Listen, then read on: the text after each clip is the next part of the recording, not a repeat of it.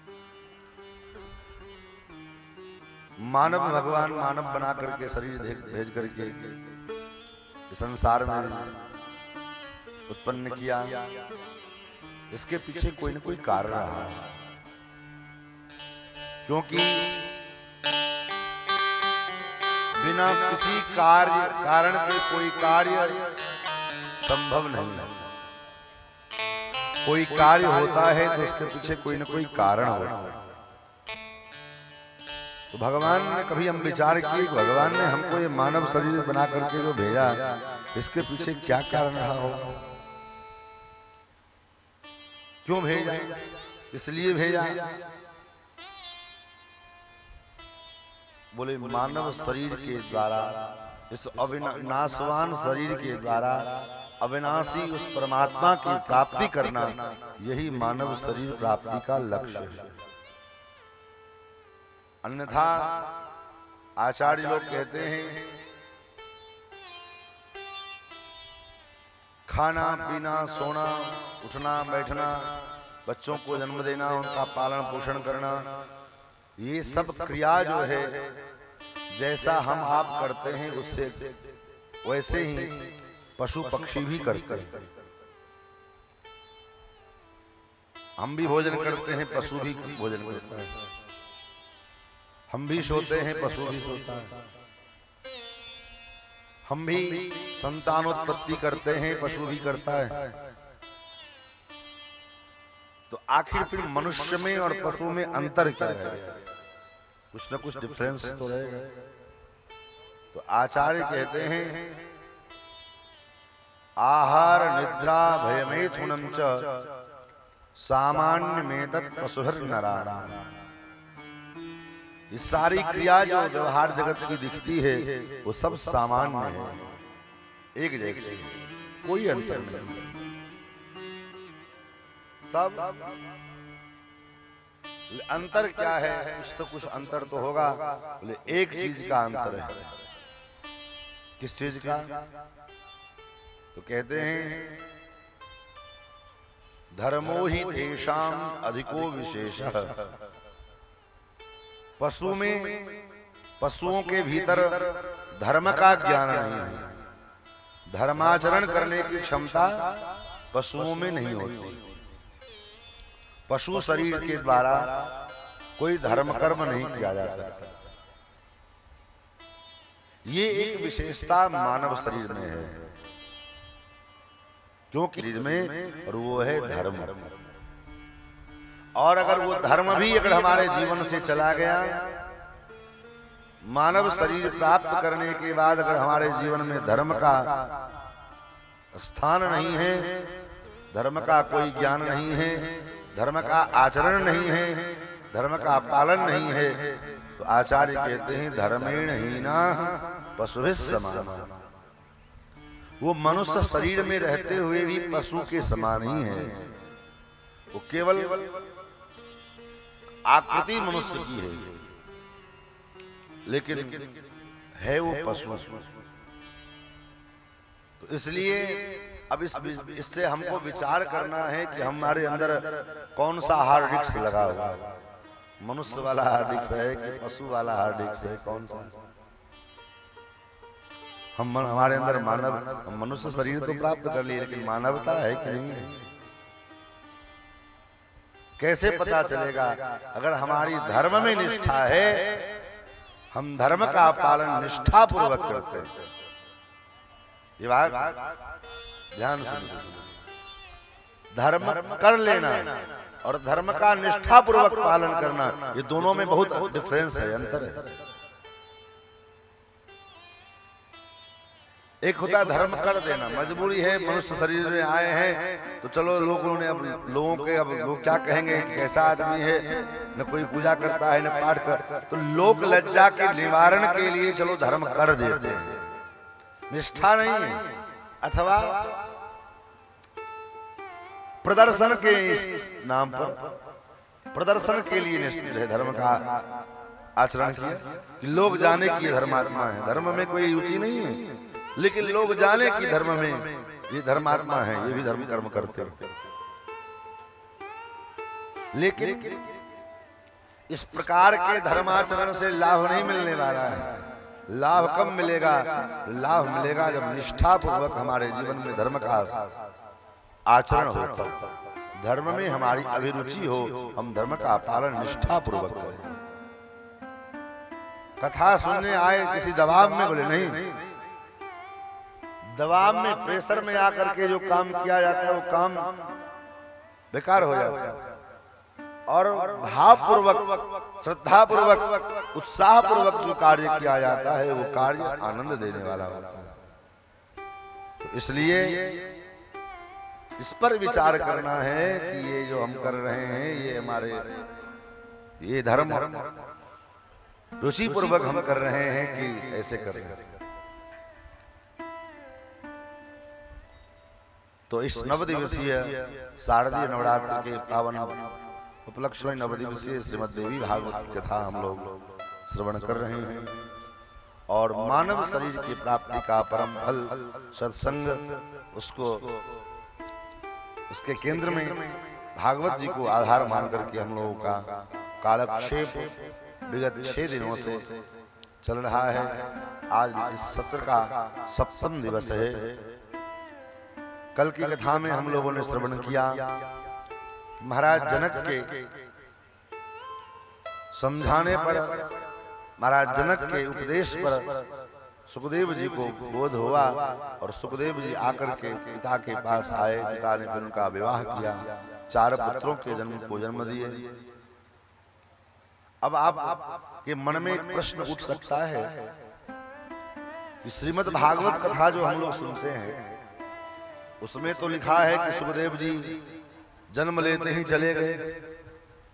यम प्रव्रजन्तमनुपेतमपेत कृत्यं द्वैपायनो विरह कातर आजुहाव।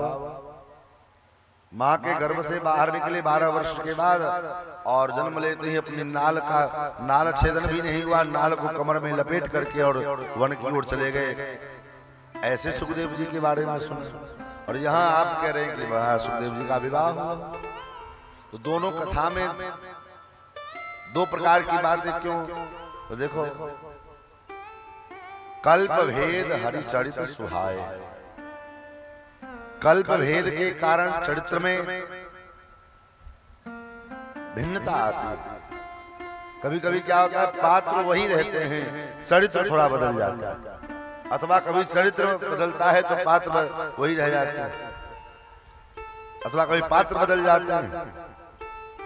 तो ये जो श्रीमद् देवी भागवत की कथा है ये सारस्वत कल्प की कथा है और श्रीमद् भागवत जो है वो पाद्म कल्प की कथा है। तो कल्प भेद के कारण, अब जैसे श्रीमद् भागवत में राजा परीक्षित को तक्षक नाग के दंश का श्राप मिला तो राजा परीक्षित तुरंत अपने पुत्र जन्मेजय को राज सौंप करके और गंगा के तट पर चले आए। लेकिन देवी भागवत में ऐसा नहीं। देवी भागवत में महाराज परीक्षित अपने सुरक्षा के दृष्टिकोण से अपनी रक्षा के लिए सारी व्यवस्था किया है। आगे चर्चा है। तो महाराज सूत जी पूछते हैं, हे मुनिवर, हे सौनक जी पूछते हैं मुनिवर, जब सुखदेव जी विवाह करके और संतानों को उत्पन्न करने के बाद जब चले गए वन में, उसके बाद व्यास जी ने फिर क्या किया? सुखस्तु परमां सिद्धिं आप्तवान् देव सत्तम किम चकार ततो व्यासस्य तन्नो ब्रूहि सविस्तरम। फिर व्यास जी ने क्या किया? बोले व्यास जी अपने संपूर्ण ग्रंथों को अपने शिष्यों को अध्यापन करा करके और अपनी जन्मदात्री मां सत्यवती का जो है चिंतन करते हुए सत्यवती से मिलने की उत्कंठा लेकर के महाराज वेदव्यास जी उस दास राज मल्लाह के जिनकी पुत्री थी सत्यवती, उनके पास आए और गंगा के तट पर और पूछा मेरी माताजी कहाँ है? तो दास राज ने कहा आज तो मेरा जीवन सफल हो गया, अद्य मे सफलम जन्म पावितम नः कुलम मुने देवानामपि दुर्दर्श यज्जातम तब दर्शन। आज आपका दर्शन हुआ, मेरा जीवन सफल हो गया। हे व्यास जी, आप तो साक्षात परमात्मा के भगवान के अवतार हो, और आप इस प्रकार मुझसे पूछ रहे हो, क्या आपको नहीं मालूम है? बोले नहीं। दासराज ने कहा सत्यवती का विवाह महाराज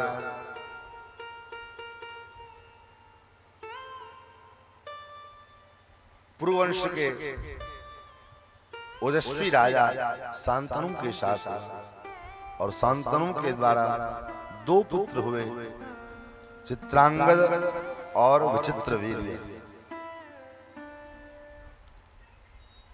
और जबकि शांतनु राजा के गंगा जी के साथ जो प्रथम विवाह हुआ था, उस विवाह में और संतानें तो गंगा जी ने अपने धारा में प्रवेश करा दिया, लेकिन एक ही कथा कई पुराणों में प्राप्त होती है। चूंकि राजा परीक्षित को एक कथा, जन्मेजय को कथा सुनाया गया है, और कारण बना है परीक्षित का श्राप, तो परीक्षित के जन्म की भूमिका बनाने के लिए यहाँ पर मैं थोड़ा सा महाभारत का प्रसंग लिया गया है। वहीं रख दीजिए आप माता जी। हाँ, रख दीजिए।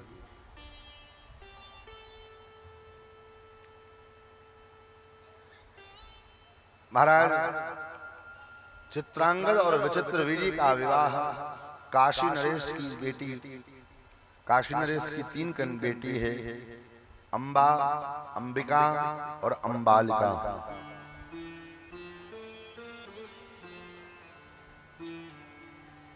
तो महाराज काशी नरेश के यहाँ स्वयंवर चल रहा था इनके विवाह का।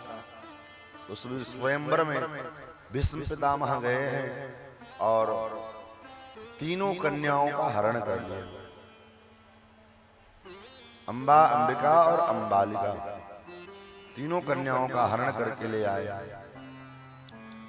तो एक के साथ विचित्रवीर्य का विवाह हुआ, और अंबिका और अंबालिका के साथ जो है विचित्रवीर्य और चित्रांगद का विवाह हुआ। लेकिन सबसे जो बड़ी कन्या थी अंबा,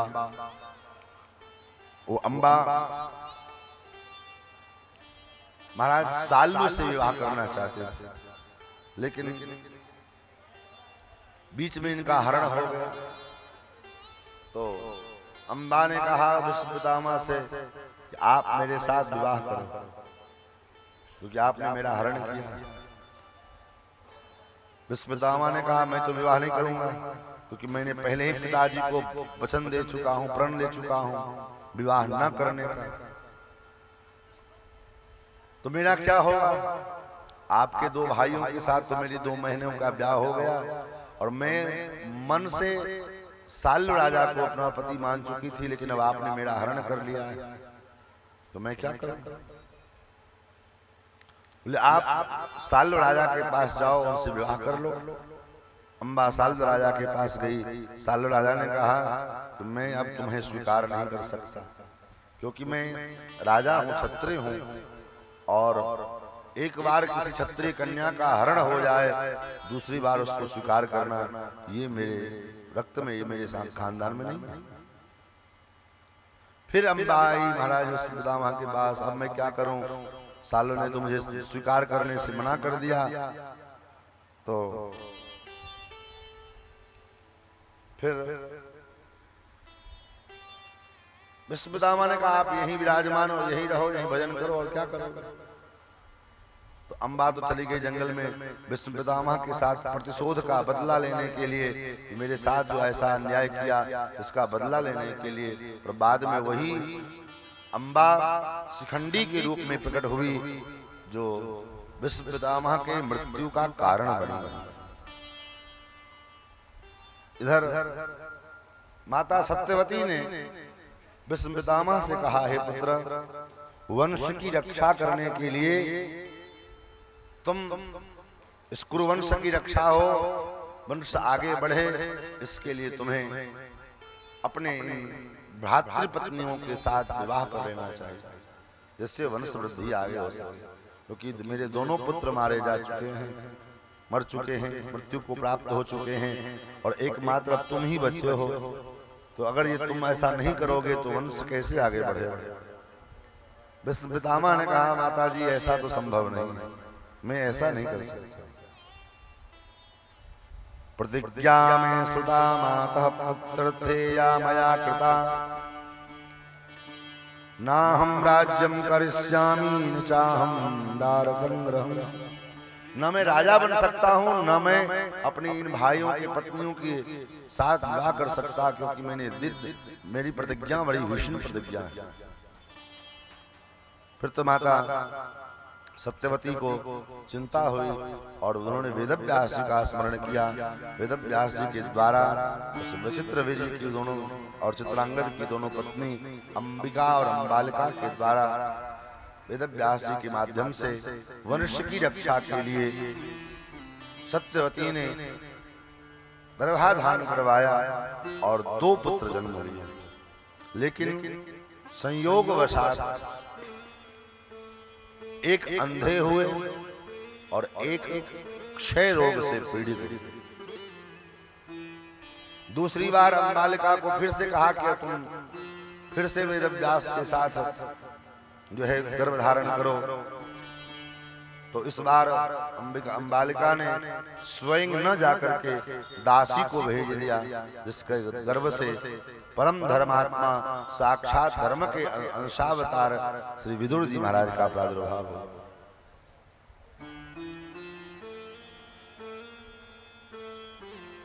महाराज धृतराष्ट्र आंख से अंधे थे, इस कारण से उनको राज्य गद्दी पर नहीं बिठाया गया, क्योंकि किसी भी सिंहासन पर, चाहे वो राजा का सिंहासन हो, चाहे वो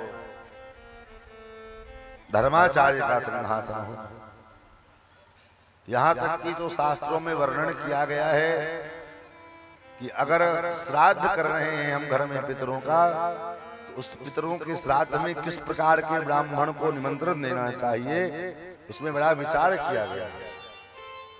जिसके नख सड़ गए हों, ऐसे ब्राह्मणों को भी भोजन नहीं कराना चाहिए। जो अंग विहीन है, ऐसे ब्राह्मण को भी नहीं भोजन कराना चाहिए।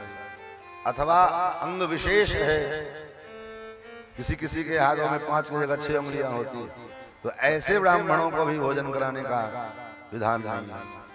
यहाँ तक कि जिस ब्राह्मण के दांत पीले हो गए हों, ऐसे ब्राह्मणों को भी भोजन कराने का विधान नहीं है। धर्मशास्त्र का चिंतन इतना बड़ा सूक्ष्म चिंतन होता है। महाराज पांडु राजा बने, हस्तिनापुर के पांडु का विवाह महाराज कुंती भोज की राजकुमारी कुंती महारानी से हुई, जिनके यहाँ 5 पुत्र हुए। और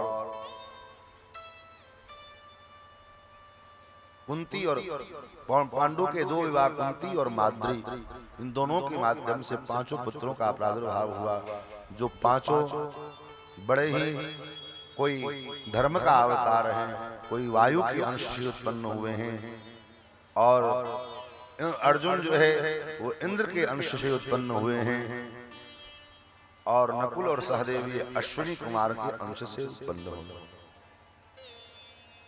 ये 5 पुत्र, इन्हीं के वंश में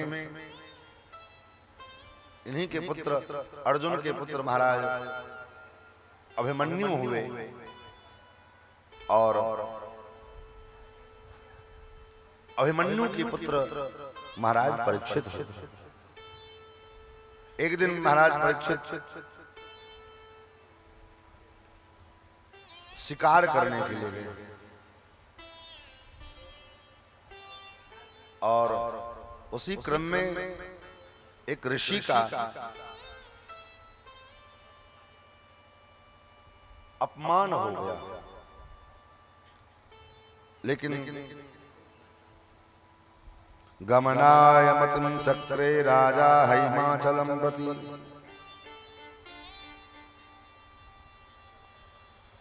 महाराज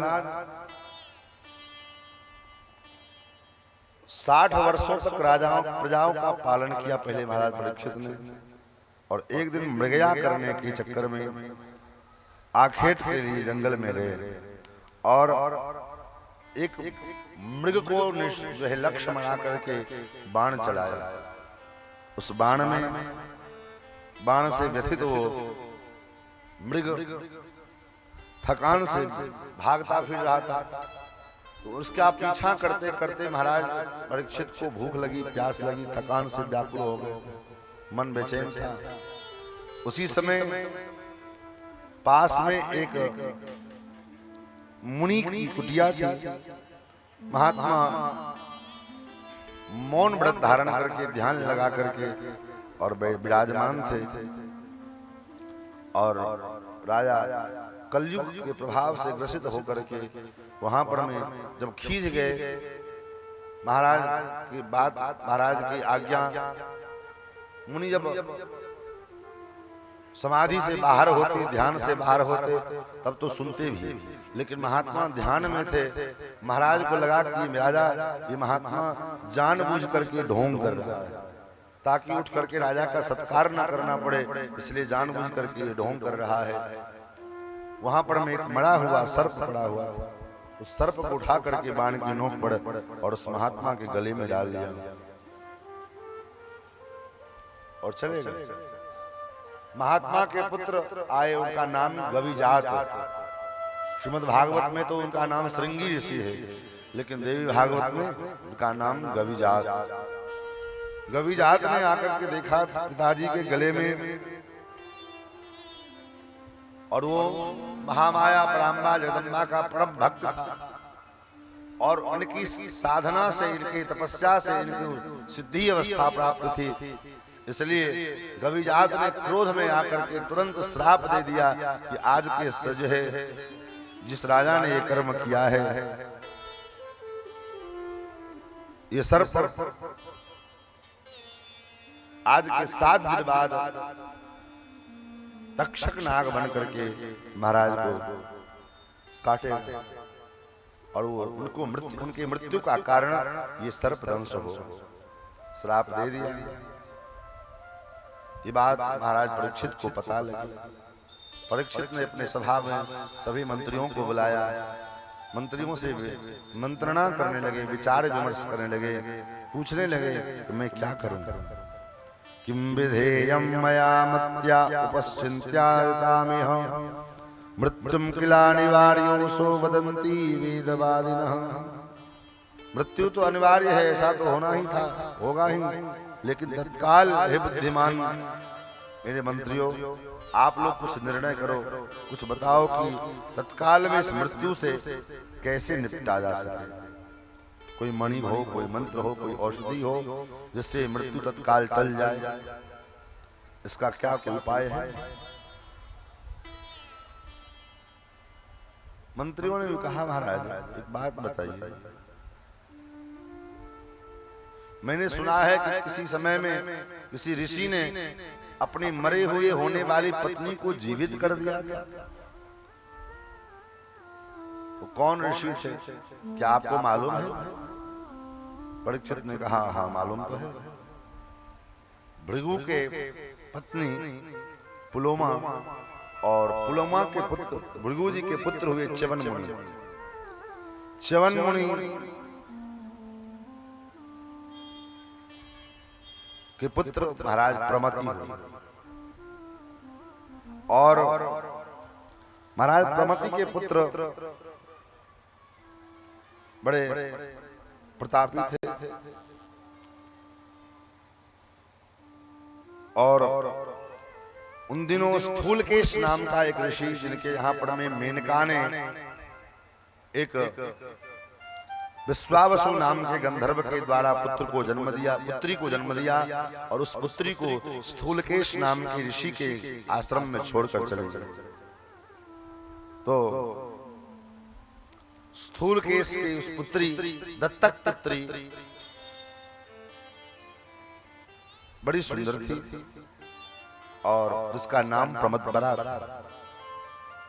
प्रमदबरा और च्यवन मुनि के पुत्र रुरु दोनों में प्रेम हो गया। दिखने में सुंदर थी और ऋषि की पुत्री हैं, तो प्रेम जो है कोई आज के प्रेम जैसा भी नहीं था।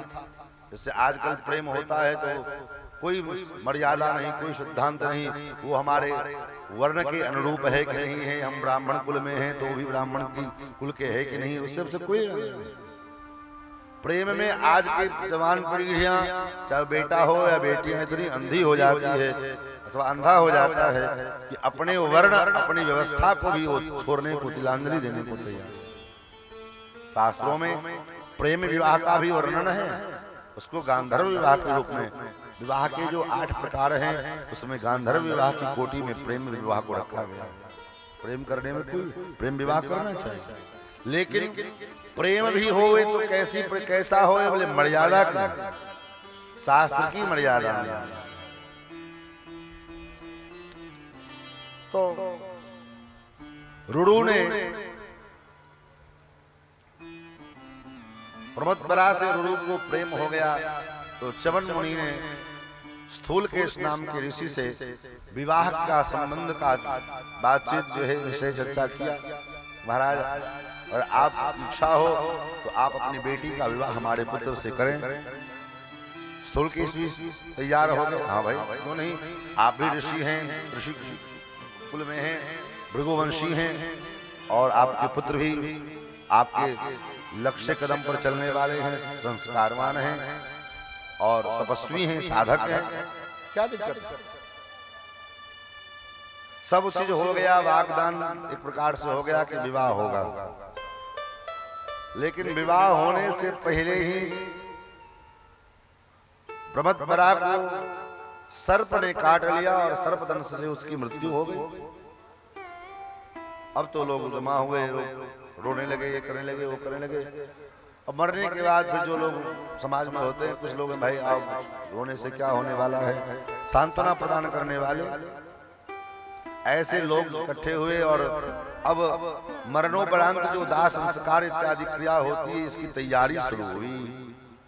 तब तक रुरु आए और रुरु ने कहा, खबरदार, कोई हमारी प्रमदबरा का स्पर्श नहीं करेगा, कोई इसको छू नहीं सकता है। इसको अगर तुम लोग दाह संस्कार के लिए लेकर के जाओगे तो मैं आत्मदाह कर लूंगा, अथवा मैं भी अपना प्राण त्याग दूंगा। विस्मत्निम गले पासं कृत्वाम प्राणास्तजाम्यहम् विलेप्यैवं रुस्तत्र विचार्यं मनसा पुनः। लोगों ने समझाया, भाई अब इसके लिए रोने से क्या मतलब है, ये तो मर चुकी है, इसका प्राणांत हो चुका है, अब इसको अगर जलाया, इसका दाह संस्कार नहीं किया जाएगा तो क्या किया जाएगा। बोले खबरदार, ऐसे कोई प्रेमी करता हो। आजकल कहने के लिए लोग कहते हैं ना, अरे मैं वो अगर मुझे नहीं मिले तो हम ये कर लेंगे, नस काट लेंगे, फांसी लगा लेंगे, ये कर लेंगे, वो कर लेंगे। तो ऐसे ही वो, लेकिन वहां वो ड्रामा नहीं था। महाराज रुरु कह रहे मैं इसको जिंदा करूंगा। लोगों को लगा ये पागल हो गया, मरा हुआ व्यक्ति कैसे जिंदा हो सकता है, जो एक बार मर गया वो जिंदा कैसे हो जाएगा। अब लोग रुरु महर्षि ने कहा, रुरु ऋषि ने कहा, मैं अपने तपोबल के प्रभाव से, अपने साधना के प्रभाव से मैं इसको जिंदा करके रहूंगा। तो लोगों में अब तक जो लग रहा था कि पागलपन है, अब लोगों के अंदर जिज्ञासा उत्पन्न हो गई कि ऐसा कैसे हो सकता है, जरा देखिए तो हम भी, कैसे जीवित कर देगा मरा हुआ व्यक्ति को। ये सब कोलाहल चल रहा था। उसी समय एक देवदूत आकाश मार्ग से जा रहे थे, देखा भीड़ भाड़ लगा हुआ, तो ठहर गए, भाई क्या बात है, क्या किस चीज का भीड़ है, पता लगा। तो रुरु ने कहा मैं इसको जिंदा करूंगा। देवदूत ने समझाया, भाई मरा हुआ व्यक्ति जीवित कैसे हो सकता है, कैसी बात करते हो आप। मां कारसिंह साहसम बन्धन कथम जीवेन मृता प्रिया। गताई उड़ेसा सुश्रोणी गंधर्वाप सरसो सुता। अरे आप इसके लिए रोना धोना क्यों कर रहे हो? आपको विवाह ही करना है तो आपको तो अभी तो आप युवान हो, बहुत सी स्त्रियां आपको मिल जाएंगी। हेलो समस्त ग्रामवासी से आग्रह है कि जे बेलवा निमंत्रण के समय दियल गेल रहे वो काफी विलंब भ रहल छै।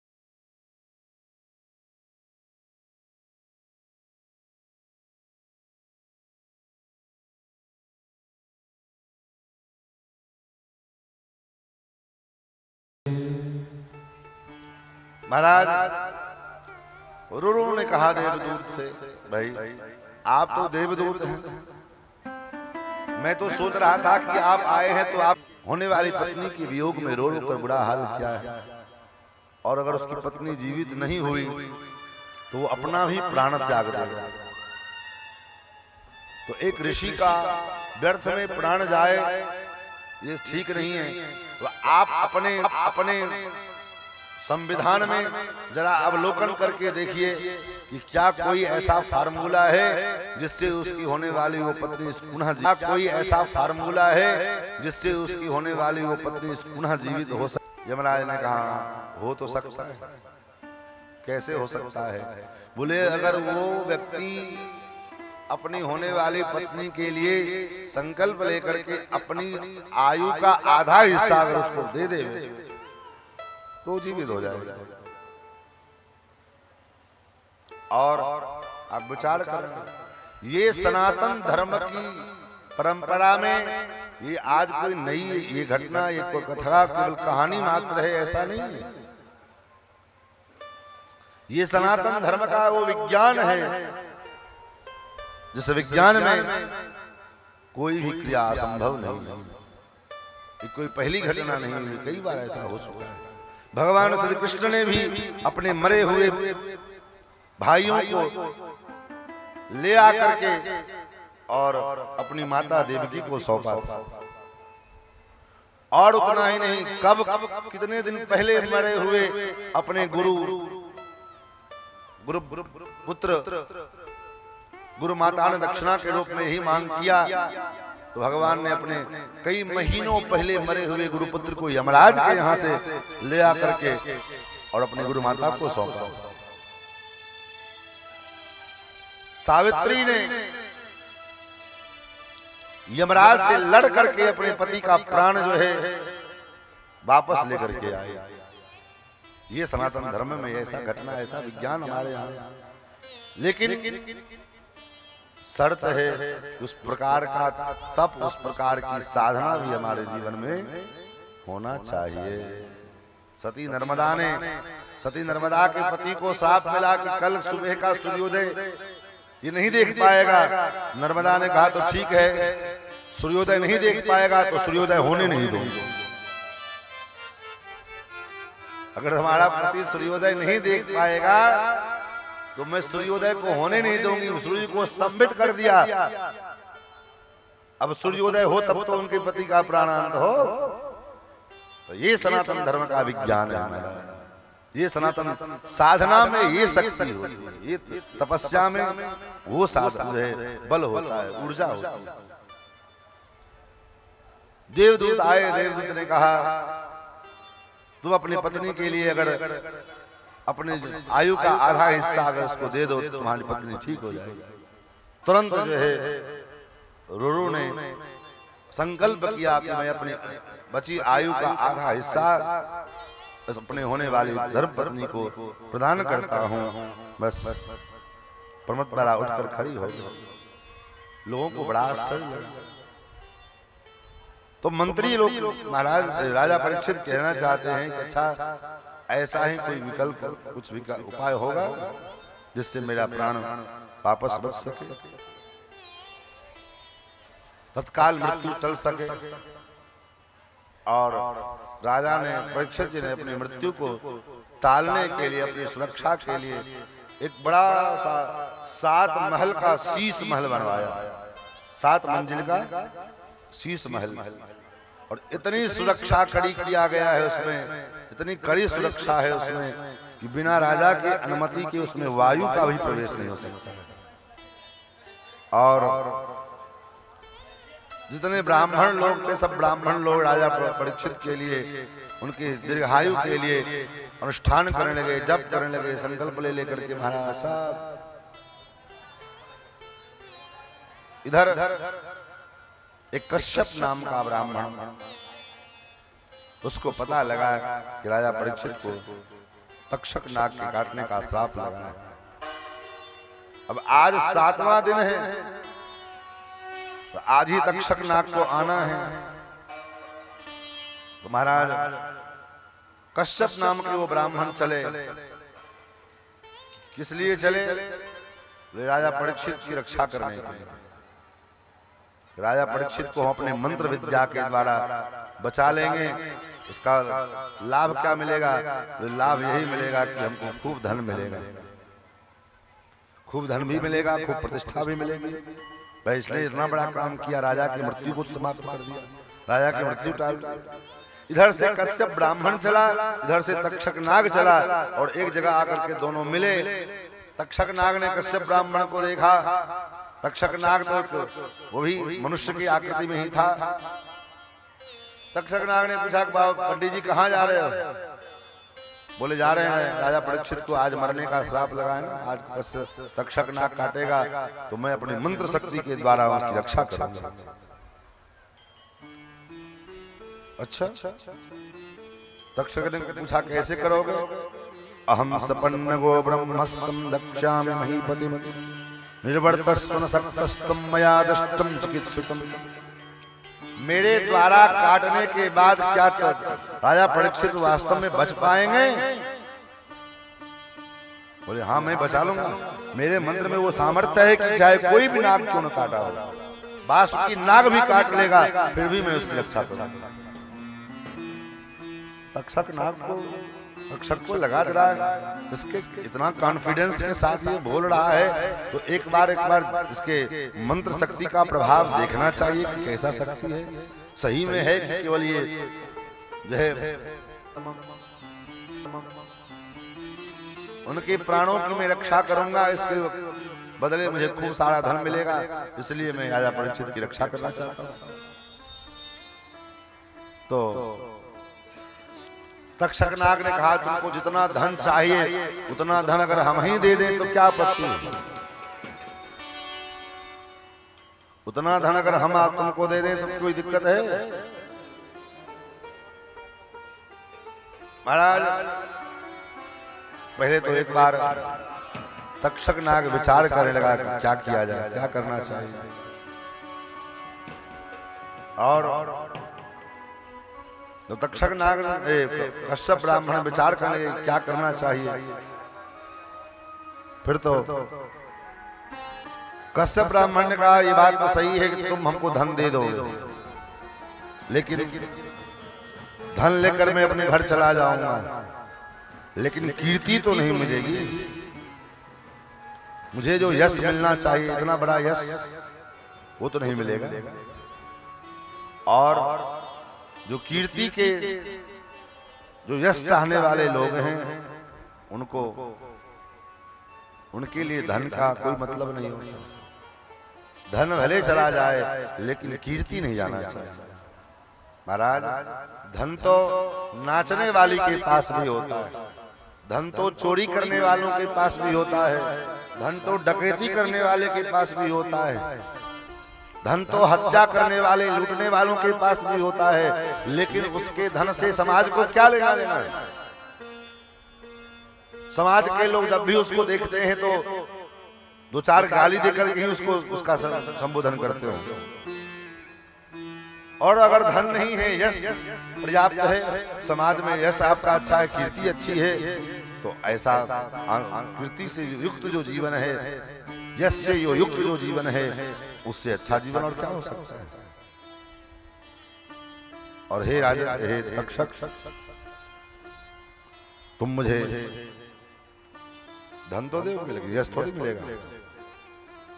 बहुत प्रकार से समझाया तक्षक नाग ने, तो थोड़ा तो कश्यप ब्राह्मण विपन्न थे धन की कमी कि जितना तुमको धन चाहिए उतना हम धन दे देते। अंत में महाराज आकर के डोल गए और रास्ते से ही तक्षक नाग ने कश्यप ब्राह्मण को वापस भेज दिया। इधर आज का प्रहरा जो है, पहरा जो है बड़ा सख्त है, और क्योंकि आज 7वां दिन है, आज ही के दिन सांप लगा है। आज कोई महाराज से मिल नहीं सकता है, परीक्षित से कोई नहीं मिल सकता है, ये घोषणा होगा। तक्षक नाग ने देखा क्या करें, कैसे जाया जाए उनके पास। फिर तो कुछ ब्राह्मणों का, कुछ ऋषि, कुछ सर्पों ने मिलकर के ब्राह्मणों का वेश धारण किया, ऋषि का वेश धारण किया, और उसी ब्राह्मणों के झुंड में तक्षक नाग भी एक ब्राह्मण का वेश जो है के एक ब्राह्मण के पुष्प के और फल के जो टोकरी थे, उसी टोकरी में एक कीट बन करके घुस गया। और राजा का आज्ञा था, परीक्षित जी का आदेश था कि कोई ब्राह्मण ऋषि अगर आए मिलने के लिए तो उनको आने देना। ब्राह्मणों ने कहा हम राजा के लिए एक ऐसा फल लेकर के आए हैं जिसको राजा परीक्षित खाते ही वो अमर हो जाएगा, कोई तक्षक नाग उनको कुछ नहीं बिगाड़ पाएगा। फिर तो मंत्रियों ने राजा को सूचना दी, राजा ने कहा ठीक है आने दो। और सायंकाल हो गया था, सूर्यास्त होने वाला था, सूर्यास्त हुआ नहीं था। सूर्यास्त तक का ही प्रतीक्षा थी लोगों को, सूर्यास्त होते हो तक महाराज सुरक्षित रहे। बस सूर्यास्त हो गया तब तो फिर श्राप खत्म, श्राप की सीमा, वैलिडिटी समाप्त। सूर्यास्त होने ही वाला था राजा, लेकिन बादल, आकाश में बादल आ गए थे, तो सूर्य ढक गए थे, तो सबको लगा कि सूर्यास्त हो गया। लेकिन इसी को कहा जाता है कि जो घटना घटित होनी है उसको आप किसी भी प्रकार से आप उसको टाल नहीं सकते हो। जो प्रारब्ध में हमको लिखा है, विधना ने जो लिख दही छठी रात की अंक, राई घटे न दिल बढ़े रहो रे जीवन शंक। उस घटना को आप मिटा नहीं सकते। राजा परीक्षित ने अपनी सुरक्षा के लिए, अपनी रक्षा के लिए कितने न जाने कितने प्रयास किए थे, सब प्रयास रखा रह गया। और उसी फल के माध्यम से तक्षक नाग कीट बन करके राजा परीक्षित के पास पहुंचा। बादल के कारण सूर्य ढक चुके थे, सो राजा परीक्षित निश्चिंत हो गए और अपने सेवकों से कहा वो जो फल आया है वो फल काट करके लाओ फल उठा करके मैं स्वयं काट करके उसको खाऊंगा। और जैसे ही फल को अमनिया करने के लिए बीच से चाकू से उसको अमनिया किया, काटा बीच से, उससे छोटा सा कीड़ा निकला। कीट के निकलते ही वो कीट उड़ करके फट से महाराज तक्षक परीक्षित के गले पर जाकर चिपक गया। और देखते देखते भयंकर विशाल तक्षक नाग का रूप धारण किया और राजा का वही प्राणांत हो गया। हाहाकार मच गया। फिर तो महाराज परीक्षित के सारे अर्धदैहिक कर्म संपन्न किए। इधर गत प्राणम तु राजानं बालं पुत्रं समीक्ष्य चक्रुश्च मंत्रिणः सर्वे परलोकस्य सत्प्रिया। गंगा तीरे दग्धदेहं भस्म प्रायं महीपतिं अगुरुभिश्चाभियुक्तायां चितायां मध्यरोपयन्। महाराज ने उनके पुत्र जन्मेजय जी ने संपूर्ण आर्धदैहिक कर्म संपन्न किए और शुभ मुहूर्त में ब्राह्मणों ने जन्मेजय जी को सिंहासन पर विराजमान किया। और उस समय उनकी अवस्था 11 वर्ष की थी।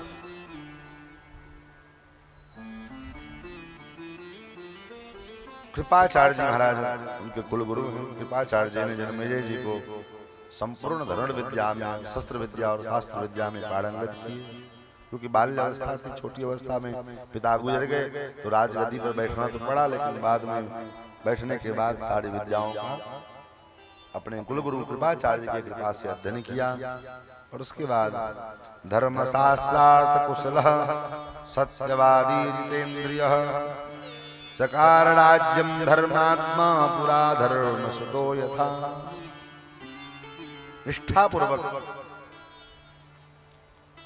अपने राजकाज का संपादन करने लगे। 16 वर्ष की जब अवस्था हुई तो काशी नरेश की पुत्री जो परम सुंदरी थी, जिनका नाम वपुष्टमा है, वपुष्टमा के साथ महाराज प्रद्युम्न जी का विवाह हुआ। और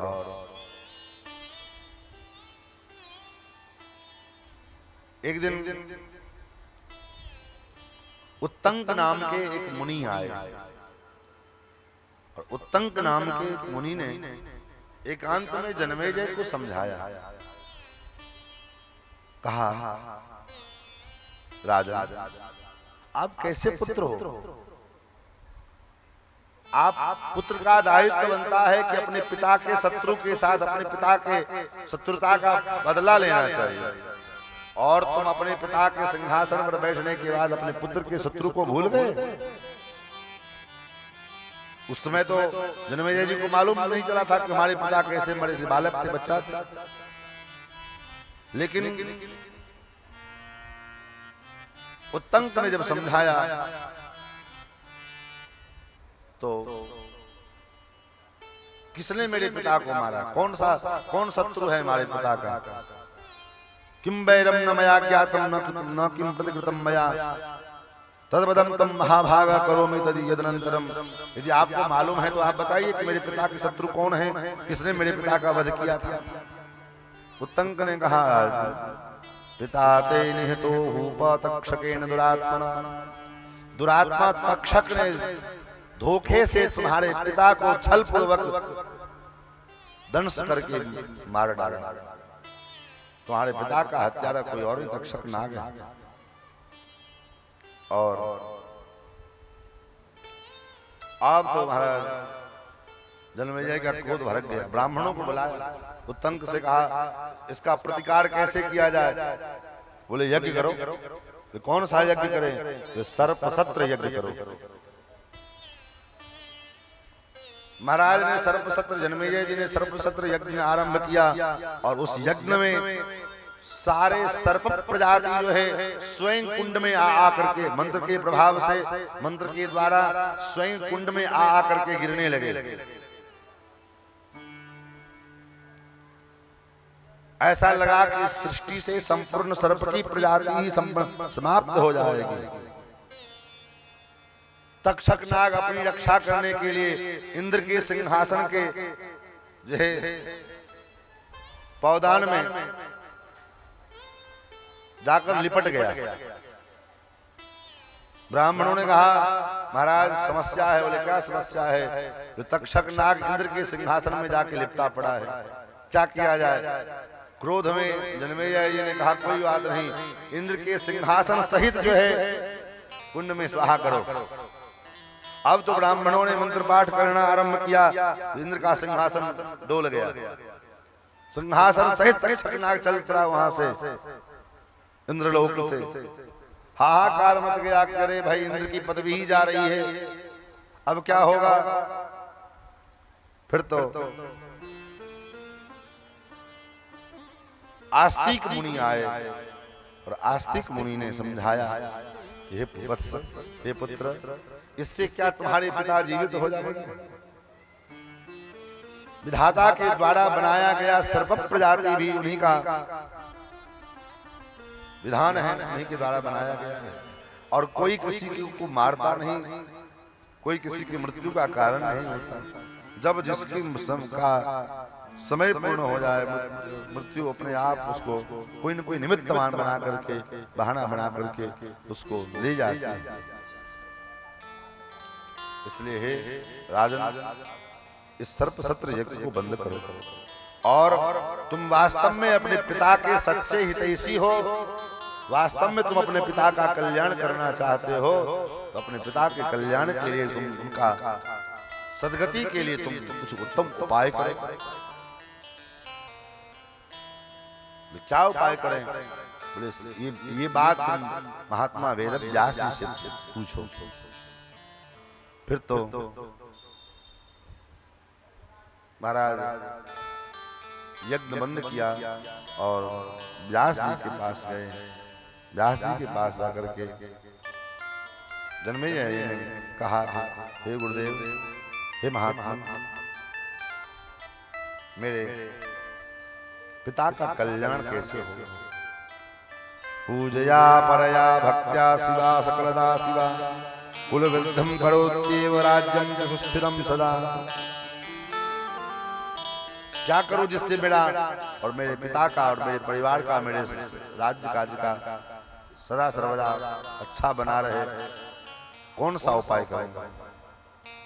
व्यास जी ने कहा, हे राजन, देवी मखम विधानेन कृत्वा पार्थिव सत्तमो श्रीमद्भागवतम नामो पुराणम परमं शृणु। हे राजा, श्रीमद्देवी भागवत नाम का जो ग्रंथ है, इसको तुम श्रवण करो। अपने पिता के कल्याण के लिए संकल्प लेकर के उनके पिता, अपने पिता के सदगति के निमित्त श्रीमद् भागवत कथा का आयोजन करो। और जन्मेजय जी ने कहा, हे गुरुदेव, मुझे इस यज्ञ के विषय में कुछ जानकारी नहीं, इस अनुष्ठान के विषय में मैं कुछ नहीं जानता। अब आप ही मुझे कुछ सलाह प्रदान करें, कुछ मार्गदर्शन करें। भगवन् भगवता भवता प्रोक्तम यज्ञमंबाभिधम महत साक्षा कथम समुत्पन्न कुत्र कस्मात् किं गुण। हे गुरुदेव, ये अंबा कौन है और वे कैसे, कहां और किस लिए उत्पन्न हुई हैं और वे कौन कौन से गुणों वाली हैं, ये मुझे भी बतावे। कीदृशाश्च मखास्तस्या स्वरूपम कीदृशी तथा। उनका मख, उनका जो यज्ञ है वो कैसा होता है, उनका स्वरूप क्या है, इन सब विषयों का वर्णन आप मुझे सुनाइए, क्योंकि आप ज्ञानी हैं और हम सामान्य मनुष्य हैं। सामान्य मनुष्य को आध्यात्म का उतना चिंता, उतना ज्ञान हम लोगों को नहीं है। आप शास्त्रों के अथाह सागर हैं, हमारा मार्गदर्शन करें। व्यास जी कहते हैं, पुत्र दुर्गा महाप्रश्न भारोयं कृतो राजास्त्वयाधुना ब्रह्मादीनां समत्पत्तिं कस्मादिति महामते। ये जो तुमने दुर्गम प्रश्न किया है कि देवी की उत्पत्ति कहाँ हुई, कैसे हुई, इस विषय में ये प्रश्न बड़ा दुर्गम है। एतदेव मया पूर्वं पृष्टोऽसौ नारदो मुनिः विस्मितः प्रतिवाचेदमुत्थितः शृणु भूपते। एक बार मैंने यही प्रश्न देवर्षि नारद जी से किया था और तब जो नारद जी ने मुझे जो सुनाया था वही मैं तुमको सुनाने के लिए जा रहा हूं। मेरे मन में भी ये संदेह था, कोई लोग इंद्र को परतत्व मानते हैं, कोई लोग शंकर को, कोई वरुण को, कोई कुबेर को, कोई गणेश को। आखिर वो परम तत्व है कौन? धातारम चतुर्धाचान्ये ब्रुवन्ति सृष्टि कारणम तमेव सर्ववेत्तारम सर्वभूत प्रवर्तकम। कोई ब्रह्मा को सृष्टि का मूल कारण मानते हैं, कोई सूर्य को मूल कारण मानते हैं, कोई इंद्र को मूल कारण मानते हैं, कोई वरुण को मूल कारण मानते हैं। आखिर ये मूल तत्व है कौन? और कुछ आचार्य लोग भवानी के चनाचार्य, कुछ आचार्य लोग भगवती पराम्बा जगदम्बा को भी मूल आचार्य के रूप में स्वीकार करते हैं। इसलिए हे राजन, अब मैं उनके दिव्य प्रभाव को जो मैंने नारद जी से सुना है वो मैं सुनाने जा रहा हूं। व्यासं किं ते ब्रवीम्यद्य पुरायं संशयो मम उत्पन्नो हृदयेत्यर्थं संदेहासार पीड़ित। जब मैंने देवर्षि नारद जी से ये प्रश्न किया था, जो प्रश्न तुमने मुझसे किया है, ये बात किसको सुना रहे हैं? जन्मेजय जी को। अब यहाँ से कथा शुरू हो रही है। अब तक जो चल रही थी वो केवल भूमिका चल रही थी कथा। अब कथा मूल रूप से देवी भागवत का यहाँ से आरंभ हो रही है। देवर्षि नारद जी कहते हैं, हे वेदव्यास जी, यही प्रश्न मैंने अपने पिता ब्रह्मा जी से भी किया था। ब्रह्मा जी ने मुझसे कहा, हे पुत्र, मैं क्या तुमको सुनाऊं? एकार्णवे पुरा जाते नष्टे स्थावर जंगमे भूतमात्रे समुत्पन्ने संजज्ञे कमलादहम्। एक बार मैं अपने आप को अचानक एक कमल से स्फुटित कमल से बाहर निकला। मेरी उत्पत्ति कैसे हुई सुनो। मेरी दृष्टि जब खुली तो मैं कमल पर में पड़ा था, तो मुझे लगा इस कमल का कहीं न कोई आधार तो होगा। चारों तरफ तो केवल जल ही जल है, बीच में एक कमल का कहीं कोई न कोई आधार तो होगा। मैं कमल के इस नाल को पकड़ के नीचे उतरना आरंभ किया और हजारों वर्षों तक नीचे उतरता चला गया, लेकिन मुझे कमल का कहीं कोई आधार नहीं मिला। फिर मैं आकर कमल पर विराजमान हो गया और उसी समय आकाशवाणी हुई, तपस्तपेति चाकाशे वागभूत शरीरणी तयो मया तपस्तप्तम पद्मे वर्ष सहस्रकम। तपस्या करो। मैं उसी कमल के आसन पर में बैठ करके हजारों वर्षों तक तपस्या करता रहा। उसके बाद जब तपस्या पूरी हुई तो फिर एक वाणी उत्पन्न हुई आकाशवाणी के द्वारा। अब आकाशवाणी देखो, बहुत से लोग समझते होंगे आकाशवाणी कुछ शब्द गूंजते होंगे। भीतर आकाशवाणी का मतलब कि भीतर एक प्रेरणा उत्पन्न होना।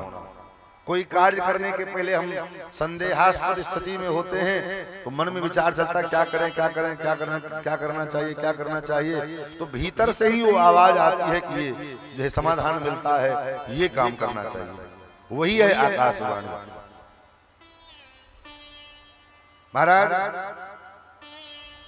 सृजेति पुनरुद्धोता वाणी तत्र श्रुता मया विमूढ़ो हम तदा करण्यम कम सृजामि करोमि किम।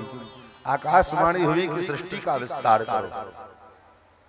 अब मैं चक्कर में पड़ गया, मैं सृष्टि का विस्तार करूं, क्या करूं, क्या सृष्टि, कैसे सृष्टि, इस प्रकार करूंगा मैं। और उसी समय ये कथा पहले आपको मैंने सुनाई थी परसों। उसी समय दो दैत्य, मधु और कैटभ नाम के जो दो दैत्य थे, वो मेरे सामने युद्ध करने के लिए आया। मुझसे युद्ध करो, मुझसे लड़ो। मैं घबराया और मैं उस नाल का आलंब लेकर के पुनः नीचे उतरते उतरते उतरते उतरते जब नीचे उतरा तो मैंने देखा तदा तत्र मया दृष्टः पुरुषः परमाद्भुत। एक परम अद्भुत पुरुष का दर्शन मुझे हुआ और उन्हीं के नाभि से उस नाल की उत्पत्ति हुई। नील वर्ण का चतुर्भुज, हाथ में शंख चक्र गदा पद्म धारण किए और महाविष्णु जो शेष पर्यंक पर विराजमान है। योग निद्रा समाक्रांता मविस्पंदन अच्युतम शयानम तम समालोक्य भोगी भोगो परिस्थितम। बड़े बड़े योगियों के लिए जो अगम्य परमात्मा, उन परमात्मा को मैंने स्तुति की और मैंने देखा वो जो निद्रा में थे, उस निद्रा से मेरी वो भगवती पराम्बा जो अपनी निद्रा के द्वारा भगवान विष्णु को व्यामोहित करके रखी थी, जैसे ही निद्रा ने भगवान विष्णु का त्याग किया, भगवान विष्णु चैतन्य अवस्था में हुए, जागृत अवस्था में हुए, और उसके बाद 5000 वर्षों तक उस दैत्य के साथ घोर युद्ध करने के बाद फिर भगवती बड़ाम्बा जगदम्बा की ही माया से वह मधुकैटभ नाम का दैत्य मृत्यु को प्राप्त हुआ। और उसके बाद तब हमने त्रिभी संविक्षित सुष्माभि सुस्था देवी मनोहरा संस्कृता परमा शक्तिर्चा रुवाचास्मन् अवस्थितान्। हम तीनों ने गगन मंडल में विराजमान उस मनोहर देवी को देखा। ब्रह्मा जी कह रहे हैं, हम ब्रह्मा विष्णु और शंकर जी कह रहे हैं कि हम तीनों ने उस गगन मंडल में विराजमान उसी समय एक विमान प्रकट हुआ और उस देवी ने आदेश किया इस विमान में विराजमान हो जाओ, आरूढ़ हो जाओ। उस देवी के संकेत पर में हम लोग उस विमान में विराजमान हुए और वो विमान अनेकानेक ब्रह्मांडों का भ्रमण करते हुए उस ब्रह्मांड में प्रत्येक ब्रह्मांड में अलग अलग ब्रह्मा हैं, अलग विष्णु हैं, अलग अलग शंकर हैं, और वो ब्रह्मांड एक नहीं, दो नहीं, कई ब्रह्मांड हैं, कोटि कोटि ब्रह्मांड। और उस प्रकार से अनेकानेक ब्रह्मांडों का भ्रमण करते करते करते करते हम लोग एक दिव्य लोक में पहुंच गए। वो लोक कौन सा लोक है? बोले उसका नाम है मणिद्वीप। अनेकानेक सुंदर दिव्य रत्नों से, मणियों से युक्त वह लोक, वो पुरी, वो जो अत्यंत रमणीय शोभा को प्राप्त हो रही है, उस पुरी में हम लोगों ने देखा वरपाशांकुशाभिष्टधरा सुश्री भुवनेश्वरी अदृष्ट पूर्वाम दृष्टा सा सुंदरी स्मित भूषण। माता भुवनेश्वरी का दर्शन किया। बोले भुवनेश्वरी मैया की।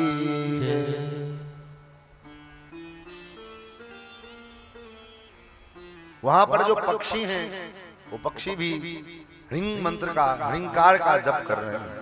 ह्रींकार जप निष्ठैस्तु पक्षी वृंदेर्निषेविता अरुणा करुणा मूर्ति कुमारी नवयौवना।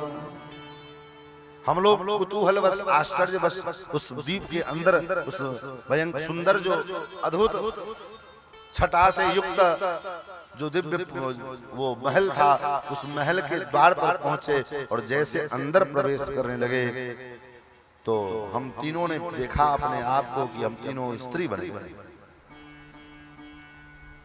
और वो देवी मंद मंद मुस्कुरा रही हैं, मंद मंद स्मित कर रही हैं और उनके जो चरण हैं, उनके चरणारविंद में अनेक प्रकार के आयुध विराजमान। वहां केवल और केवल सब जितने सेवा में हैं, सब के सब देवियां की देवियां हैं। ब्रह्मा जी कह रहे हैं, पुत्र फिर तो हमने उस देवी की स्तुति की है। एवं दृष्टं मया तत्र पाद पद्मनखे स्थितं विस्मितो हम ततो वीक्ष किमेतदिति शंकितः विष्णुश्च विषयाविष्ट शंकरश्च तथा स्थितः तां ददामि निरे देवी वयं विश्वस्य मातरम्। सबने देवी की उपासना स्तुति करना आरंभ किया है। भगवान विष्णु ने भी भगवान भगवती उस महामाया की स्तुति करना आरंभ किया। नमो देव्यै प्रकृत्यै च विधात्रे सततं नमः। हे मां, हे देवी, कल्याण्यै कामदायै च वृद्ध्यै श्रुत्यै नमो नमः।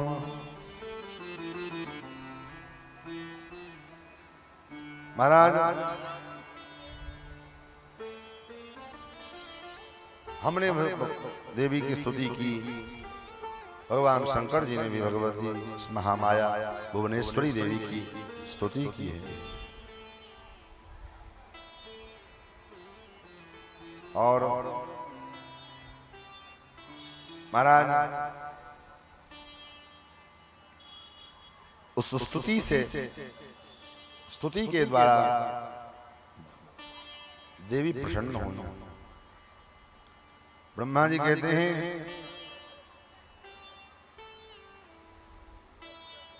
और हमारे ऊपर कृपा करेंगे, अपने भावमय वात्सल्यमय कृपा कटाक्षों के द्वारा जब हम तीनों के ऊपर में जगदम्बा ने दृष्टि किया। सदैकत्वं न भेदोस्ति सर्वदैव ममास्य च, योऽसौ साहमहं योऽसौ भेदोस्ति मति विभ्रमा।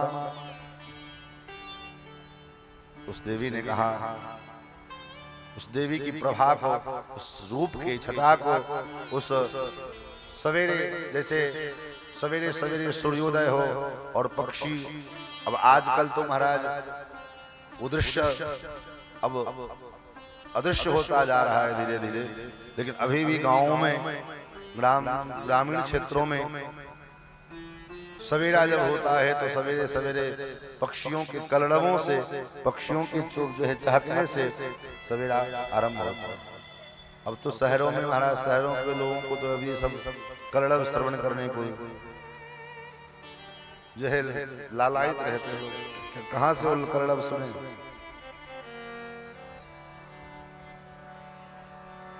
देखो सूरज की किरणें बिखरने लगी, रंग भरने लगी। जागो जागो भवानी, जागो जागो भवानी, सुबह हो गई, सुबह हो गई। देखो सूरज की किरणें बिखरने लगी, रंग भरने लगी।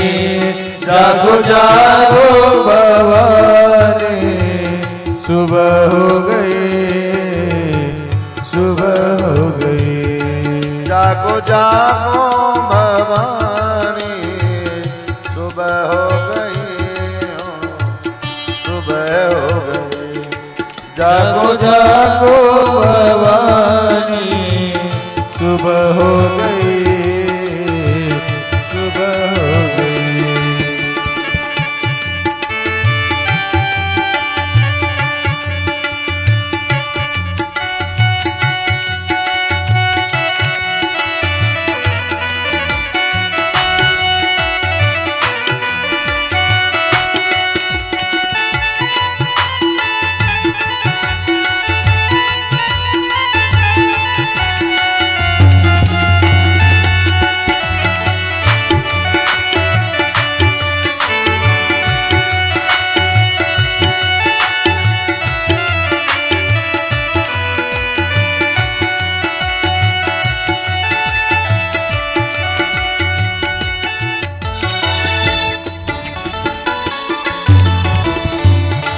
देखो चलने लगी ठंडी पुरवाई माँ, तेरे द्वारे बजे मीठी सहनाई माँ। देखो चलने लगी ठंडी पुरवाई माँ, तेरे द्वारे बजे मीठी सहनाई माँ।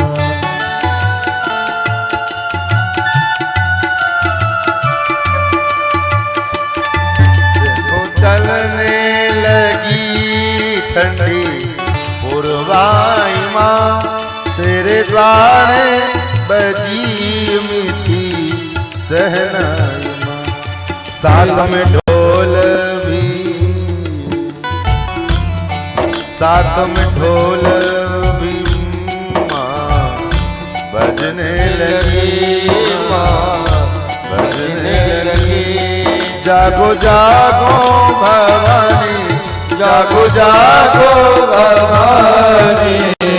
सुबह हो गई, सुबह हो गई। देखो सूरज की किरणें बिखरने लगी, बिखरने लगी।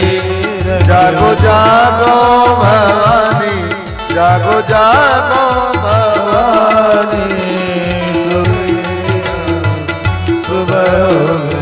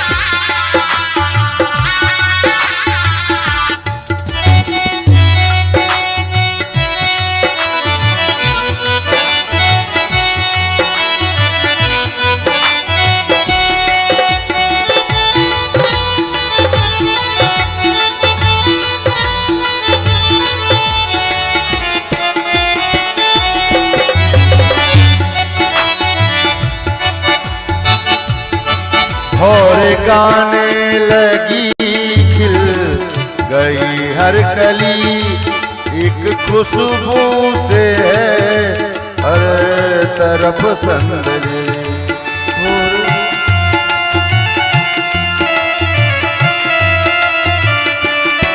और गाने लगी खिल गई हर गली, एक खुशबू सी है हर तरफ संदली।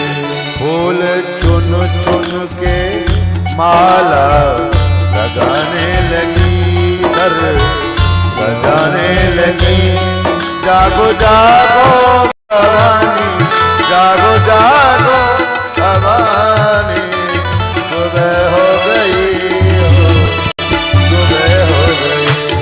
देखो सूरज के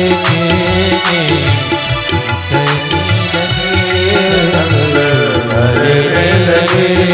जागो जागो भवानी, सुबह हो गई, सुबह हो गई।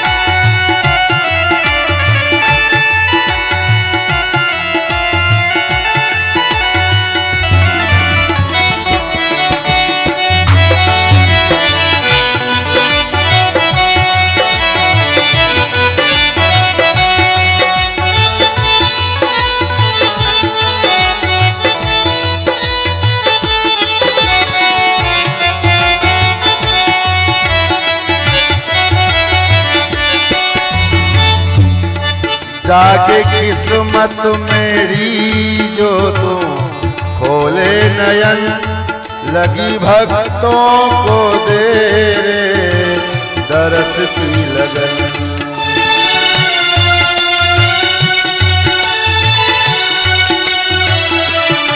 जागे किस्मत की मेरी जो खोले नयन, लगी भक्तों को तेरे दरस की लगन।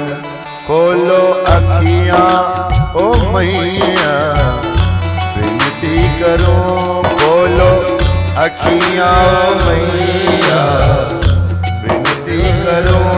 चरणों को चूम लूं, जागो जागो भवानी, जागो जागो भवानी। सुबह हो गई, सुबह हो गई। देखो सूरज की किरणें बिखरने लगी, रंग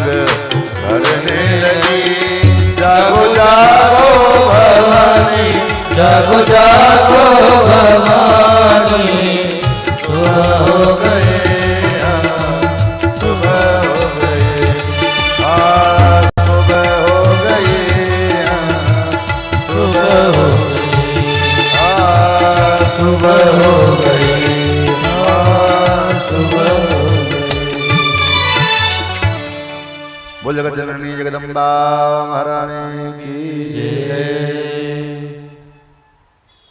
महाराज इन तीनों की स्तुतियों को सुन करके जगत जननी जगदम्बा बड़ाम्बा मां कहती है सदैकत्वं न भेदोस्ति सर्वदैव ममास्य च।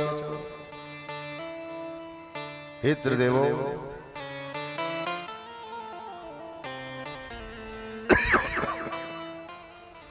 आप मैं और परब्रह्म सदैकत्वं न भेदोस्ति सर्वदैव ममास्य च। मैं और परब्रह्म सदा एक ही है। परब्रह्म परमात्मा और मैं दोनों में कोई भेद नहीं है। इसी को हमारे यहाँ वैष्णवाचार्यों ने कहा, इसी भाव को गोस्वामी तुलसीदास जी ने स्वीकार किया और वही कहा, गिरा अर्थ जल बीच सम कहियत भिन्न न भिन्न बंदो सीताराम पद जिन्हि परम प्रिय। श्री सीता जी में और राम जी में कोई अंतर नहीं है। कोई सीता जी को राम से अलग करना चाहे संभव नहीं। कैसे? कहते हैं जैसे पानी में तरंग, पानी में पत्थर मारो तो पानी में जो हिलकोर उठता है तरंग, उस हिलकोर को उस तरंग को कोई कहे कि इस पानी से इसको निकाल दो, संभव है? नहीं निकल। जैसे कोई कहे वाणी में से अर्थ को निकाल दो बाहर, संभव नहीं है। उसी प्रकार श्री सीता जी में और राम जी को कोई अलग करना चाहे संभव नहीं। और यही बात श्री कृष्णावतार में आया, एक ज्योतिरभुत वेधा राधा माधव रूपकौ। एक ही ज्योति दो भागों में विभक्त हो गई, वही एक राधा है और एक कृष्ण है। यही बात यहाँ भगवती पराम्बा भी कहती हैं, सदैकत्वं न भेदोस्ति सर्वदैव ममास्य च। योऽसौ साहमहो योऽसो भेदोस्ति मति विभ्रमा। जो हम हैं वही परब्रह्म है, जो परब्रह्म है वही मैं हूँ। हम दोनों में कोई अंतर नहीं कर सकता है। हम अभेद्य हैं। एकमेवाद्वितीयं वै ब्रह्म नित्यं सनातनम् द्वैत भावं पुनर्याति काल उत्पत्ति संज्ञके। ब्रह्म अद्वितीय है,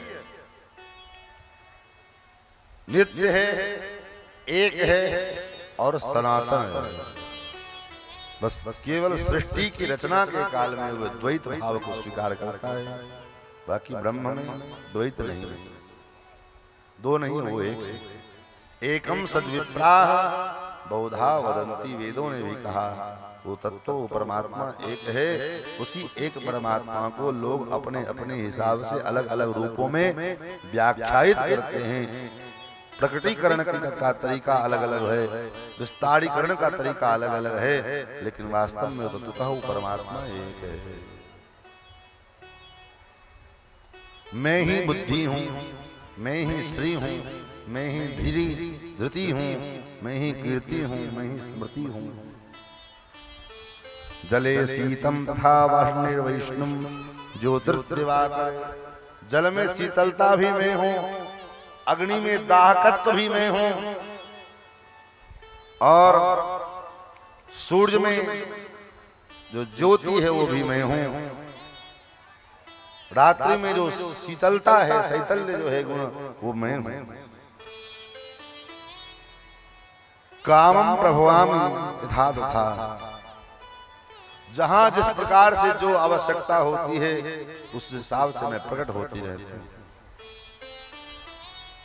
इस प्रकार ब्रह्मा जी को, शंकर जी को, विष्णु भगवान तीनों को अपने स्वरूप का बोध करा करके, अपने स्वरूप के विषय में बता करके भगवती महामाया पराम्बा जगदम्बा, उसके बाद कहते हैं अब आप लोग जाइए अपने अपने लोकों की रचना करके निवास कीजिए, और वहां पर मैं आप रजोगुण के प्रधान देवता हैं, इसलिए आप सृष्टि का विस्तार कीजिए। ब्रह्मा जी भगवान विष्णु सत्वगुण के जो है अधिष्ठात्र देवता हैं, वो सृष्टि का पालन करेंगे, और भगवान शंकर तमोगुण के अधिष्ठात्र देवता हैं, वो सृष्टि का संहार करेंगे। और तीनों के पास हम अपनी अलग अलग रूपों में हम आपके साथ सेवा करने के लिए, आपके कार्य में सहयोग करने के लिए विद्यमान रहेंगे। श्वेतांबरधरां दिव्यां दिव्यभरणभूषितां वरासन समारूढ़ां क्रीडार्थं सहचार। श्वेत वस्त्र धारण करके और श्वेतांबरा हंस समारूढ़ा वीणा पाणी सरस्वती के रूप में वही महामाया एक रूप से ब्रह्मा जी के साथ सरस्वती के रूप में चली गई, और एक रूप से वही महामाया पराम्बा आदिशक्ति भगवती महालक्ष्मी के रूप में भगवान विष्णु के साथ, और वही एक रूप से भगवती महामाया पराम्बा जगदम्बा पार्वती के रूप में भगवान शंकर के पास है। और भगवान विष्णु से कहा आप माननीयस्तया विष्णु पूजनीयश्च सर्वदा सत्तगुण प्रधानत्वादधिकः सर्वतः सदा। आप सदा माननीय और पूजनीय हैं, क्योंकि सत्वगुण की प्रधानता के कारण वे सर्वदा सब प्रकार से आप श्रेष्ठ हैं।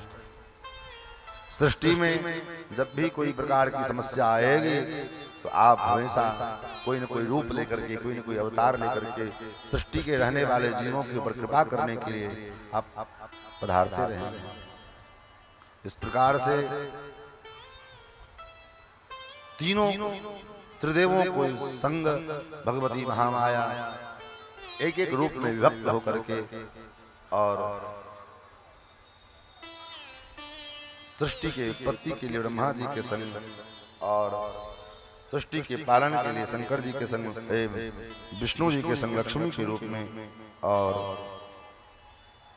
सृष्टि का संहार करने के लिए भगवान शिव के संग पार्वती के रूप में पधारी। फिर त्रिगुणात्मिका जो ये सृष्टि है, सत्व रज और तम, इसमें सब कुछ तीन त्रिगुणात्मिका है।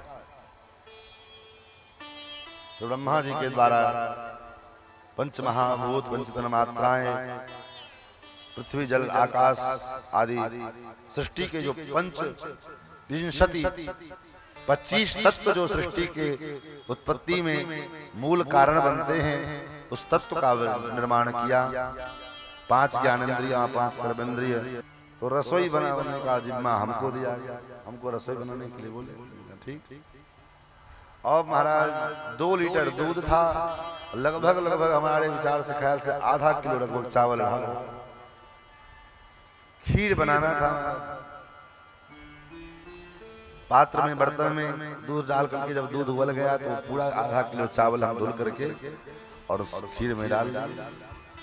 अब जो खीर उबले उतना जो है दूध सूखता जाए, फिर दूध 2 कड़छुल डालें, फिर दूध सूख जाए, फिर 2 कड़छुल दूध डालें, फिर दूध सूख जाए। करते कराते अंत में जो है हम गैस बंद करके ढक करके, और कथा के बाद उनको भजन करना था तो हम चले गए अपने घर। सवेरे जब आए तो स्वामी जी ने कहा, भैया रात में क्या बनाए थे? हमने कहा खीर बनाए थे। कि जरा खीर देख लो जरा, सवेरे रात से रखा हुआ है इसे। वो क्या है, खीर है कि कुछ और है? महाराज कहाँ खीर बनेगा, वो चावल से कई गुना अधिक दूध, हम दूध से अधिक कई गुना अधिक चावल डाल देते, तो कहाँ वो दूध खीर बनने वाला।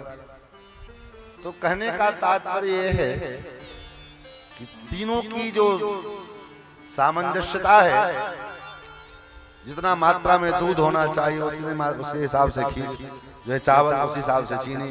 मात्रा में अगर थोड़ी सी भी इधर उधर हुई तो वो खीर बिगड़ जाएगा, बन नहीं पाता। उसी प्रकार इस सृष्टि में 3 प्रकार के जो गुण हैं, सत्वगुण, रजोगुण और तमोगुण, तीनों के सामंजस्य से ये सृष्टि का संचालन होता है। जब सत्वगुण अधिक बढ़ जावे, सतोगुण की वृद्धि अधिक होने लगती है, तो भगवान क्या करते हैं? तो भगवान सृष्टि का संचालन बनाए रखने के लिए इस सृष्टि में अपना शक्ति तमोगुण और रजोगुण में लगा देते हैं, फिर आसुरी प्रवृत्ति बढ़ने लगती है। ऐसे शरीर में भी, हमारे शरीर में तीनों गुण सदा सर्वदा विद्यमान है, सत्व, रज और तम, और तीनों समय समय पर में उपस्थित होते हैं। खूब सोने का मन करे, वो खूब सोए, ये किसके कारण हो रहा है? अथवा आलस्य आता हो, बार बार खूब आलस्य आवे, प्रमाद आवे, अथवा कोई उपद्रव करने का मन बने, ये किसका द्योतक है? बोले तमोगुण का द्योतक है। उत्पात मचाना, कुछ जो है उपद्रव करना, खाली सोना, ये किसका कारण? ये किसका के कारण, किस गुण के कारण? बोले तमोगुण के कारण।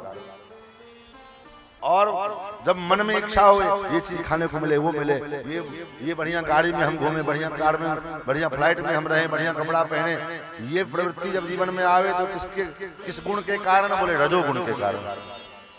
ये रजोगुण का जो है प्रतीक है। और सबसे मन हट करके शांति के लिए, लेकिन ना अब कुछ पूजा पाठ करना चाहिए, कुछ भजन करना चाहिए, कुछ भक्ति करनी चाहिए। ये किसके कारण? बोले सतोगुण के कारण। तीनों के रंग अलग अलग हैं। सत्वगुण का रंग वर्ण है सफेद, रजोगुण का वर्ण है लाल, और तमोगुण का वर्ण है काला। तीनों की प्रवृत्तियां अलग अलग है। तो ये तीनों गुणों के मिश्री भाव से ही सृष्टि की उत्पत्ति होती है। सत्तम तो केवलम नैव कुत्रापि परिलक्ष्यते, मिश्री भावस्तु तेषां वै मिश्रत्वं प्रतिभाति। केवल सत्वगुण चाहे कोई व्यक्ति दिखाई पड़े संभव नहीं है। गुणों का परस्पर मिश्री भाव होने के कारण ही वह सत्वगुण भी मिश्रित दिखाई देता है। जैसे कोई आदमी सुनार के पास जाए और सुनार से कहे कि भैया मुझे प्योर सोने का जो है नेकलेस तैयार कर, बनेगा? बन जाएगा? नहीं बन पाएगा। 100% स्वर्ण से आभूषण तैयार करना बड़ा कठिन है। कुछ न कुछ तो उसमें अंश मिलाना ही पड़ेगा। 24 कैरेट भी होता है, उसके हॉलमार्क पर 91.6 लिखा होता है, 100% नहीं लिखा होता। क्या 24 कैरेट का भी अगर सोना आप लोगे, उस पे 100 नहीं लिखा होगा, उस पे 91.6 ही लिखा होगा। क्यों? क्योंकि विशुद्ध स्वर्ण का जो है आभूषण तैयार होना बड़ा कठिन है। उसमें कुछ न कुछ टांका लगाने के लिए कुछ न कुछ अंश मिलाना पड़ेगा। उसी प्रकार से विशुद्ध सत्व गुण का दर्शन संभव नहीं है। ब्रह्मा जी ने सृष्टि का इस प्रकार विस्तार किया। उसके बाद आगे देवी के बीज मंत्र की जो महिमा है, इस महिमा का वर्णन सुनाया। और उसी महिमा के क्रम में सत्यव्रत नाम के एक ब्राह्मण की कथा सुनाई। सूत जी कहते हैं, तो सत्यव्रत के विषय में जन्मेजय जी ने पूछा तो व्यास जी कहते हैं, श्रृणुराजन् प्रवक्ष्यामि कथां पौराणिकीं शुभां, श्रृणु श्रुतां समाजेषु मया पूर्वं कुरुद्वः। एक बार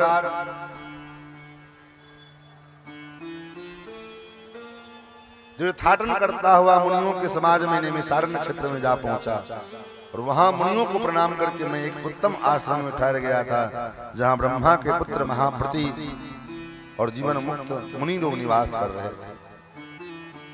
उन ब्राह्मण समाज में, उन मुनियों के समाज में जमदग्नि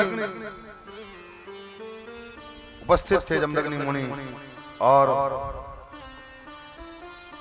जमदग्नि मुनि ने सब महर्षियों को संबोधन करते हुए कहा, संदेहोस्ति महाभागा मम चेतसि तापसा समाजेषु मुनीनां वै निस्संदेहो भवाम्यहम्। आज मैं मुनियों के समाज में उपस्थित हुआ हूं। मेरे मन में एक संदेह है। इस संदेह को निश्चय ही आज आप लोगों के समाज में आने पर मेरा शंका दूर हो जाएगा। ये कौन कह रहे हैं? जमदग्नि मुनि।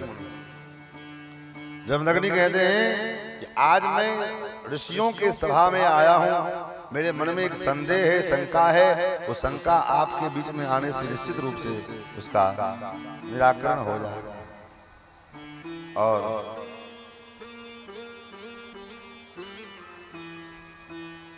जमदग्नि ने कहा, ब्रह्मा विष्णु सुधा रुद्रो मघवा वर्णो नलः कुबेरः पवनस्पष्टा सेनानिश्च गणाधिपः सूर्योऽश्विनो भगः पूषा निशानातो ग्रहास्तथा आराधनीयतमः गोत्र वांछितार्थफलप्रदः। जितने देवी देवता हैं, ब्रह्मा सूर्य अग्नि वायु वरुण कुबेर इत्यादि जितने देवी देवता हैं, उन देवी देवताओं में सबसे उच्च और सबसे श्रेष्ठ और सदा सेव्य कौन से देवी देवता हैं? किनका में किनकी आराधना करने से वो शीघ्र प्रसन्न हो जावे और तुरंत मनोभिलषित फल को प्राप्त प्रदान करने वाले कौन है? तुम्हारा जमदग्नि के प्रश्न करने पर में लोमश नाम के ऋषि थे। उसने कहा, हे जमदग्नि जी, एवं प्रश्ने कृते तत्र लोमसो वाक्यमब्रवीत् जमदग्ने शृणुषैत्व तत्पृष्टं वै त्वयाधुना सेवनीयतमा शक्ति सर्वेषां शुभमिच्छतां परा प्रकृतिराद्या च सर्वगा सर्वदा शिवा। जितने भी देवता हैं, चाहे वो देवता हो, दानव हो, दैत्य हो, मनुष्य हो, पशु हो, पक्षी हो, कोई भी हो, लेकिन उनके अंदर अगर शक्ति नहीं है तो बिना शक्ति के वो देवी देवता किसी काम लायक नहीं होते। इसलिए हे मुनिवर,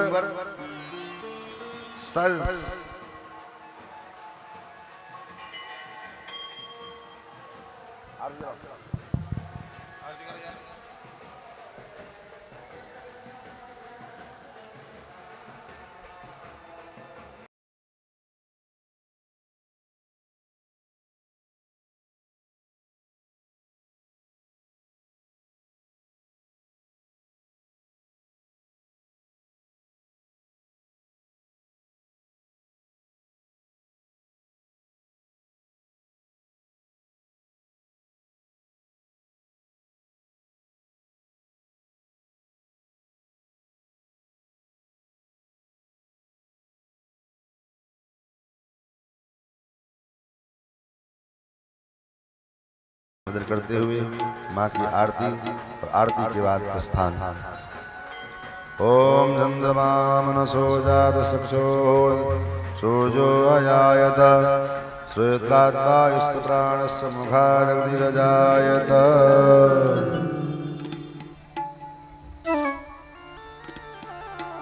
जग जननी जय जय माँ, जग जननी जय जय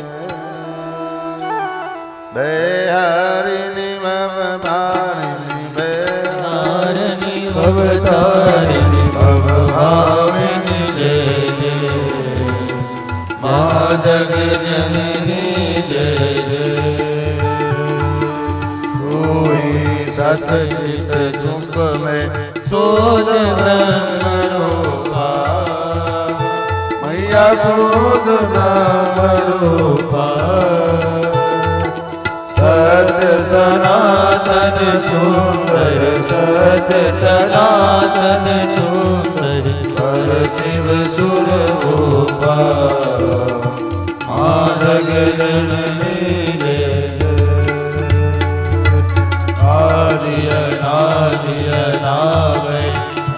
अविचल अविनाशी मैया अविचल अविनाशी अमर अनंत अगोचर अमर अनंत अगोचर आनंद राशि माँ जग जननी अधिकारी अगहारी अकल कलाधारी मैया अकल कलाधारी करता विधि हरतारी करता विधि हरतारी हरे संगातारी माँ जग जननी तू विधि बदोर मातो महामाया मैया महामाया मूल प्रकृति तो मूल प्रकृति तो जननी जाया माँ जग जननी राम तुम सीता ब्रज रानी राधा मैया ब्रज रानी राधा तुम वाचा पद्मानी तुम वाचा पद्मानी आरती सब राधा माँ जग जननी दसवे जानव दुर्गा नाना सत करा मैया नाना सत करा अष्ट मात का योगिन अष्ट मात का योगिन नव नव रूप धरा माँ जग जननी परम धाम निवासनि महाविलासनि तो मैया महाविलासनि तो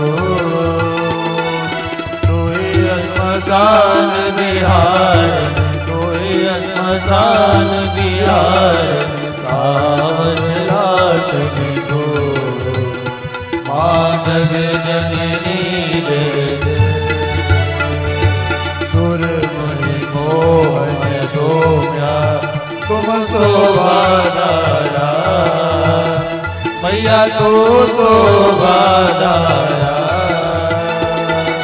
विभसन विकट स्वरूपा विभसन विकट स्वरूपा मर्यादा माँ जग जननी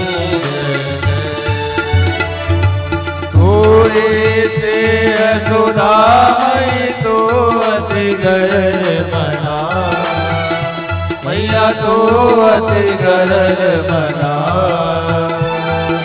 रत विभूषित तोय रत विभूषित तोय आश्रितना माँ जग जननी जय जय मूलाधार निवासनी यह पर सिद्ध प्रदे मैया यह पर सिद्ध प्रदे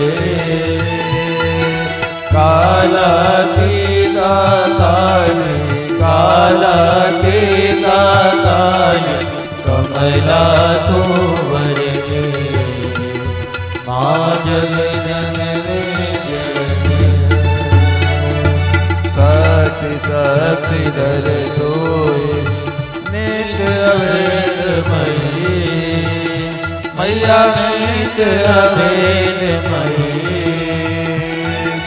वेद प्रदर्शनि वाणी वेद प्रदर्शनि वाणी विमले वेद गए माँ जग जननी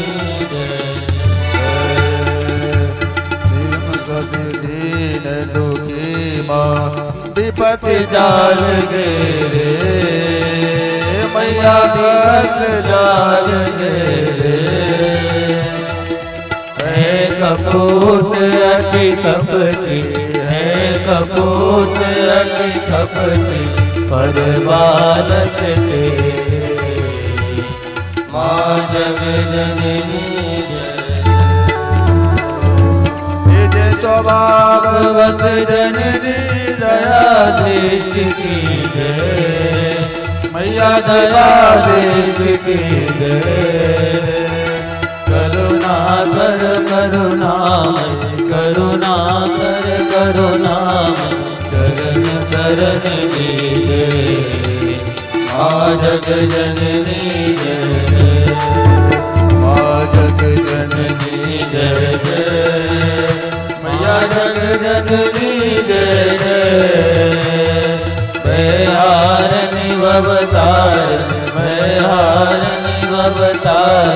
भवामिनि जय जय माँ जग जननी जय जय माँ जग जननी जय जय माँ जग जननी जय